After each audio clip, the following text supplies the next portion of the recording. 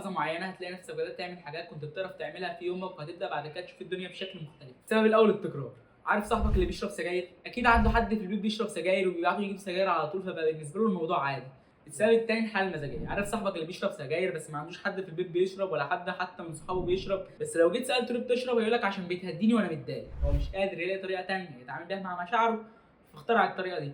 وده الطريق الاسهل، رغم انه كان ممكن يختار انه يفضفض مع حد حتى لو هو عارف انها مضره، بس عقله بيقنع ان هي تمام عشان خاطر يخرج الطاقه السلبيه اللي جواه. في اللحظه دي هو لو صاحبه المفروض توجهه وتسمعه وتخليه يبعد عن الفعل ده، ولو رفض المفروض تبعد عنه وتقطع.